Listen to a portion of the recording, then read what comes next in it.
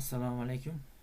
Ushbu tayyorlanayotgan videomizda ChatGPT bilan muloqot qilamiz o'zbek tilida. Demak, buning uchun голосовойda yoqib olaman. Assalomu alaykum.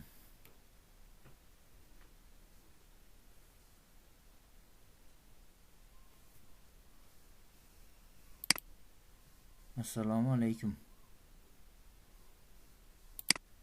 Alaykum assalom. Qanday yordam bera olaman? Menga hozirgi kunda youtube.com da eng ommalashgan videoroliklar qanday ko'rinishda bo'layotganligi haqida ma'lumot bera olasanmi?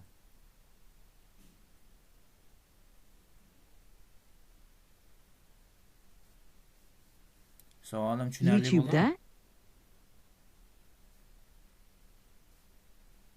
hozirgi kunda YouTube'da eng ommalashgan videolar asosan quyidagi ko'rinishlarda bo'ladi. Birinchi, qiziqarli va trendda bo'lgan videolar. Ommaviy mavzular, chaqiruvlar yoki trend bo'lgan hashtaglar asosida yaratilgan videolar. Ikkinchi, musiqa va kliplar. Mashhur qo'shiqchilar va musiqachilarning video kliplari yoki musiqiy chiqishlari. Uchinchi, kulgili va ko'ngilochar kontent. Pranklar, komedik sketchlar yoki hayotiy komediyalar. To'rtinchi, ta'lim va o'rgatuvchi videolar. Foydali maslahatlar, o'quv darsliklar yoki bilim beruvchi kontent. 5. O'yinlar va gaming videolar. O'yin o'ynash, o'yin sharhlari yoki gaming jamoalarining kontenti.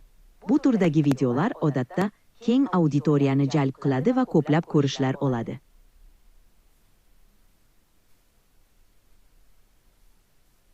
Yana qo'shimcha ma'lumot bera olasanmi?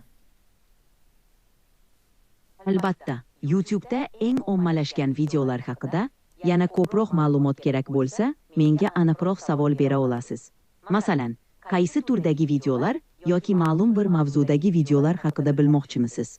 Yoki boshqa biror savolingiz bo'lsa, yordam berishga tayyorman. Qisqa ko'rinishdagi videoroliklar ommalashib bormoqda. Buni inson sog'ligi, madaniyatiga, nutqiga ta'siri qanday shaklda bo'ladi? YouTube'da ommalashgan videolar inson salomatligi, madaniyati va nutqiga turlicha ta'sir ko'rsatishi mumkin. Misol uchun, birinchi, inson salomatligi.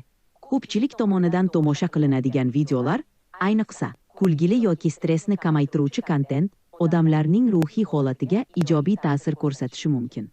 Ammo haddan tashqari ko'p vaqt video tomosha qilish yoki noto'g'ri kontent, masalan, noto'g'ri ovqatlanish yoki zararli odatlarni targ'ib qiluvchi videolar salomatlikka salbiy ta'sir ko'rsatishi mumkin. Ikkinchi, madaniyat. Ommaviy videolar turli madaniyatlarni targ'ib qilishda va ularni boshqalar bilan baham ko'rishda muhim rol o'ynaydi. Masalan, turli mamlakatlardan bo'lgan odamlar orasida madaniy almashinuvni kuchaytiradi. Uchinchi, YouTube'da mashhur bo'lgan ta'limiy yoki nutq madaniyatini rivojlantiruvchi videolar insonlarning nutq madaniyatini oshirishga yordam beradi. Shuningdek, ba'zan noto'g'ri yoki salbiy nutq, masalan, bo'xtan yoki haqoratli so'zlar tarqatilishi mumkin. Bu esa ijtimoiy muhitga salbiy ta'sir ko'rsatadi. Umuman olganda, YouTube'dagi kontentning ijobiy yoki salbiy ta'siri odamlarning qiziqishlariga, maqsadlariga va qanday kontent tomosha qilishiga bog'liq.